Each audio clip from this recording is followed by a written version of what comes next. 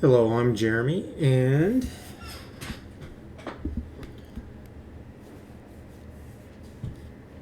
thought we would talk about abortion a little bit more today. I came across another video that I've seen before on this topic, and I wanted to go over this video. It is from the Breafast Club, where they have this guest, Stanton. The title of the video is Angela Stanton on sharing Trump's policies, pro-life, gender dysphoria, and rebuilding Black America. It's an hour-long video, but I'm just going to focus on the portion that deals with abortion. I'm probably going to make at least one more video on her talking points, because I really agree with what she has to say here. I'll have a link in the description below, so if you would like to watch the video in its entirety, you can click on that. Also, do not forget, I need you to like, subscribe, give a thumbs up, because that helps with the algorithm, so that other people can see this, because I'm tired of the lies and running around. As we have a lot better information than what we currently talk about. We just kind of skim off of it. It's like, no, this has been done. And this is not trying to get you to change your minds, just to show you that these conversations should be much more developed than what they are. And with a lot of these things, we already have the answers to this stuff. And I've talked about that a little bit with this previous video that I did with abortions, and we're going to get into it a little bit more. I also have that bit. I have a word pad that I have up, and it is there to help kind of keep this all in order. And each time I do a video, I'm going to add to these word pads. So first, the definition is the ending of a pregnancy by removal or expulsion of an embryo or fetus. So I've added to the facts here. So one of the facts, this interview that they do is just ridiculous. I think Angela just really lets them have it. There's a young woman who's a part of the Breafast Club, and it's like she doesn't know if she's coming or going. She gets upset with this and really defensive. I don't think that she really cares at all about what the evidence says. It's just, I have the feeling from her that, well, this is my feelings on it, and if you don't respect that, then I'm not going to like you. Some childish kind of response like that. I didn't feel like she was at all interested in what Angela had to say. So there are a few facts. There is this website, healthresearchfunding.org, where I've gotten a few more facts. I'll have that linked in the description below too, so if you want to go and look at this. And I'm not proclaiming that these facts are all 100% legitimate. This is just, I gotta have something, and until I get my website going where there's going to be plenty of checks and balances with all this stuff, because it's going to be in depth, I'm just going to kind of take something that sounds like it's going to be decent. And I'm not going to be, what I'm wanting to do is, I'm not looking to be a fact checker. That's not what I'm doing. And so it has several here. They list 18. I've just taken a handful, and the next time whenever we do another video about abortion, perhaps I'll add some of these or find another site. Just depends. But she talks about this, and they have it listed here, and that is fewer than 1% of all abortions take place because there has been rape or incest involved to creating the pregnancy. It's like, yes, and so this is something that they talk about a lot, is that, well, what about women who have been raped or incest has occurred? Should they be allowed to choose? Oh, so, you know what, we're going to step back a little bit. She brings up a good point about why is it called pro-life versus pro-choice? Those aren't opposites. Shouldn't it be pro-life and pro-death. Now, I didn't put that down as a fact. I left that as just on the question section down here on number 4. In fact, we'll state the questions first. So last time I did talk about, how do men get children? Well, they have to have a woman involved. So why does the woman have all the power and all the say? Half of that DNA material inside of her is him. So why is she the only one who gets to say? Now, I think that what should happen is that if she doesn't want the child, but he does, then he should have to pay for everything. And as long as she's in good health, if the doctors are saying, oh, there's a high probability that she's going to die from the pregnancy, then yeah, I mean, he can't force her to do that and risk her life. That's ridiculous. And she asks in this video, why do women have the right to kill a child? If a man killed the child, they would go to jail. And it doesn't matter. If she's pregnant at any stage of pregnancy, if he decides, well, I don't want to have that baby, I want to have it aborted, and if he did anything, if he put something in her food, if he came up and hit her or did something and caused her to miscarriage or whatever, he's going to get in trouble. So why can she do this and he can't? Well, why is this not equal for both? I think that's a 100% absolute valid question. And I think the answer is very much is that they should both have equal opportunity. Equal opportunity to keep the child or to give up the child. And if the other one chooses to keep it, then it's theirs, and the other one signs away their rights. If they both don't want it, then they would have to decide, well, do we go ahead and still have the child but give it up for adoption, or do we have an abortion, or whatever. Shouldn't a girl be allowed... I think I worded this. Shouldn't a girl be allowed to abort a baby after being raped? Should a girl be allowed to abort a baby after being raped? And then Angela asks, can you kill the person who raped you? Well, then why would you be allowed to kill the baby? The baby has done absolutely nothing wrong whatsoever. But you can't kill the person who raped you. Again, I'm leaving this one as a question, and I think that the answer to this would be no, you shouldn't be allowed to abort the baby.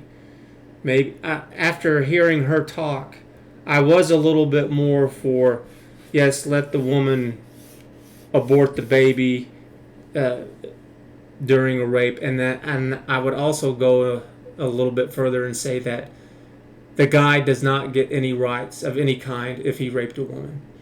I think, you negated your rights whenever you did that. You assaulted her. So, because, how many guys would go out there and just rape women so then that way they could have a child? I don't know, but I can't imagine that it would be zero. There would be some guys who would definitely do that. I would say no, he has no rights at all whatsoever. Now, whenever the child gets older, if the child chooses to seek out dad, then that's kind of a different story right there. But I thought that was a valid question. What do you think? How's the woman after the abortion? And so I've heard this, that women after they've had an abortion are extremely depressed and that they regret it. And I have this question down because some of these questions I do want answered. Some of them are just questions for just anyone to answer. So how's the woman after the abortion, whether if it's from rape, incest, or just in general, because those are different situations, so you do need to ask each one of those individually. 32.4% of victims do not discover that they were pregnant until they had already entered the second trimester. This is, I think it was a fact on here. And I have two questions for it. One is, well, why? Why the second trimester? Why so long? And then the other is, well, what about the rest of them? Why are we only talking about these? Why are you just cherry picking something right here? That's exactly what it feels like. Why don't you have a breakdown of 100% of these women and let us know everything that's going on. Just in case, if you may not know, well, so a woman has that time of month, every month, once a month. And there are people who will say, well, no, they don't. It's like my response to that would be the same as this. Oh, yeah? And what's the percentage of that? Because people will say that, well, women should be able to have an abortion if they're raped. Well, that's fewer than 1%. So how many of these women, too, don't have their monthly Aunt Flo come visit them? Is it 1% again, too? Because if so, I really don't care. It's not that to say that I'm not sympathetic. It's just, it's not a factor. That you're talking about something else that needs to happen. That's a different problem. It's a different solution. And then why do they call it pro-life versus pro-choice instead of pro-death? It's like, yes, that's absolutely correct. Why do people who don't believe in abortions have to pay with it for taxes? So I'm going to back up, actually. So pro-life or pro-death, well, what would be the other? Pro-choice versus non-choice, I guess, would be the other way that you could look at it. And I guess you could say, well, no, that's not wrong. Well, the people on the other side would say, well, what about the choice of the baby? So anyways, moving on. Why do people who don't believe in abortions, why do they have to pay with it, with their money through taxes? This is something that I ask myself a lot about many subjects. There are a lot of things that go on that I don't agree with, and why am I being forced to do this? Because what are they really talking about here? You know, if you're really just talking about just abortion with people, what are you talking about? You're talking about using taxpayer money to help pay for somebody's mistakes. What I talked about in the last video was that whenever you start breaking this down, how do the answers look? So if you go around and you ask people, well, these two people met up at a bar, they got drunk, they went home, bing bang, that night they find out that they're pregnant, and it's a mistake. They didn't want to get pregnant. Should they be allowed to have the abortion? I think most people would say, yes, if they really want to, let them. But should the taxpayers pay for it? And I think the answer to that is absolutely not. Because how many people have had bad choices in their life where they've had some kind of mistake that they've made, that something has gone wrong? How many people fall into that category? Every single person. When is the government going to come and help the rest of us and help pay our way out of the mistakes that we've made for all of our bad decisions that we've made, or bad circumstances, whatever it is that they may be? It's like, I'm not aware of any. What about you? And even if it's happened, was that right? Was that fair? Why should certain people get special treatment over others? It's trash. It's garbage. It's absolutely crooked. And she talked about that later in the video whenever they go off to talk about other subjects too, because they get into LGBTQ and children being confused, and she just wallops them continuously.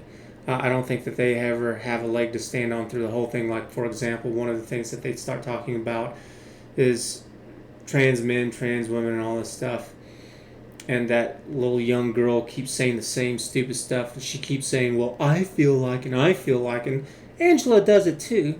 But she definitely is bringing on some facts. And she cites some studies. And one of the things that she says in response to that, well, I feel like if a man feels like that they're a woman, that they should be. And Angela responds in the video, being a woman is not just a feeling. Being a woman is more than that. You just can't feel like you're a woman, and you are. Yeah. She also says in the video at one point in time, if I go around and I say, well, I feel like I'm a turtle, does that make me a turtle? It's like, no, it doesn't. It absolutely does not. And they play games with it, and they say, well, if that's what you feel like, then you are. It's like, no, you're not. No, you're not. It is not a fact. It is your feelings. And your feelings don't mean jack. My feelings don't mean anything, neither does anybody else's. And that's just life, and it's okay. You're going to be fine. So what? If you want to feel like you're a turtle and you want to dress like a turtle, go ahead, go knock yourself out. But why should I have to pay for it through taxes? Why should I have to be forced by the government to speak a certain way, to address you a certain way? No. I don't agree with any of that at all. Because there are plenty of people out there who feel certain ways that I would completely disagree with, that you would disagree with too, and you would have problems with it. So why are we cutting the line in the sand anywhere? It's like, no, you know what, you want to do you, go ahead, knock yourself out. But I do not need to placate to that nonsense for 1 second. And in reverse, you don't have to do that with me either. I completely believe in being fair and that it needs to be a two-way street. So anyways, on to the facts, back up to the facts. One of them that I found interesting was when the Pennsylvania legislature modified the law to say it only covered rape or incest reported to the law authorities, the number of publicly funded abortions dropped from 35 a month to 3 a month. So what this is saying is that in order to get funding for abortions, all you had to do was go in and say that you were raped, it was incest, or if you had some kind of like heart problems. And then they changed the law and said you can still do that, but you now have to report it as a crime. You just don't get to go in there and just randomly say this. You have to have some kind of proof, and if this really did happen, then they should be facing some kind of legal justice of some sort. So why would you only do part of this? Why wouldn't you see that the law and justice is being met in these circumstances? Comes to find out that maybe there was something more to it. And there was also another one that I saw where that I saw some videos while I was looking all this up where women were just flat out lying so that they could get a free abortion. I forgot what the percentage was on that. The numbers of abortions that occur in the United States based on the statistics because of rapes or incest is 12,000. That is absolutely nothing. That's going to be like, well, if we have 50 states, and if you divide that on out, I mean, you're talking roughly 600 per state. And I know all the populations are not the same. You'd have to change them up a little bit. But this is just to give you a general idea of what the hell's going on. I'm sure in blue states that it's much higher. In red states it's lower. And larger populations it's higher. And in smaller populations it's lower, of course. So, but it's just to give you an idea. It's nothing. It's just insignificant. Almost 70% of sexual assaults go unreported to law enforcement officials. Well, if they went unreported, then how do they know that? I'm changing this. Maybe there's something to it, but I'm going to change it down here and put it with questions. If you happen to know how they might come to that, then let me know in the comments down below and I'll look into it. Be best if you had some kind of hyperlink that I could change to it, because I'm not going to take anybody's word on it. And I don't expect you to take my word on it either. 90% of those who mentioned rape or incest as a reason for an abortion also named other reasons as well for deciding the abortions. Okay, well, such as, why do you leave it open like that? So this is one that I actually kind of wouldn't mind if it was in both, because this is a fact, but this would also be a question. I wonder what those other reasons are. Like, how brutal was the rape? Was the rape so brutal that if they had continued on with the pregnancy, that there was a high risk that the mother was going to die? It's like, if that's the case, then yeah. And if you had taken that factor away, what would have happened then? Would she have continued on with the abortion, or would she have stopped? Or would she have stopped the abortion and maybe instead of keeping it, adopted it out? So what's the rest of it? I don't like that there's this lack of information, and I don't like that it's scattered all over the place. It needs to be all in one place for everybody to know this stuff. And everything just needs to be updated. It's so out of touch. It's so outdated. And with an Elliott Institute study on rape-related pregnancies found that nearly 80% of the women who aborted said that the abortion was the wrong solution. So that kind of goes back to that question that I had about, how are women after, right here, how is the woman after the abortion? And again, they're all separate, from rape, from incest, or in general, if they just went out and hooked up, how are they afterwards? And so this study has found that 80% of the women who aborted, and this was from rape-related pregnancies too. So if it wasn't rape-related and they still had an abortion, I wonder what that's like, because rape would be more of a traumatic experience. And I don't agree with it being so late. That I know that if I was a woman and I was raped, I would absolutely have the abortion. But I wouldn't wait like months or weeks to do it. I would do it immediately. Absolutely immediately. And Angela actually makes a pretty good point that the process of life is a fetus, embryo, baby, toddler, preteen, teen, adult, or whatever. That's life. That's the first step of it. And it's like, yeah, but still, kind of the thought of having this child who's always going to bear the face of the person who raped you. I don't want any of that. And to have some other person dictating what my life is going to be like because they committed something like that, it's like I wouldn't be okay with that either. But I think it's absolutely stupid to wait. It's like, if you're going to do it, then you need to do it ASAP. And I would have no problems doing it myself or with any of my friends or family members, but immediately. Absolutely immediately. Because you know what? You can have other babies. And you should do that on your terms when you're ready. 100%.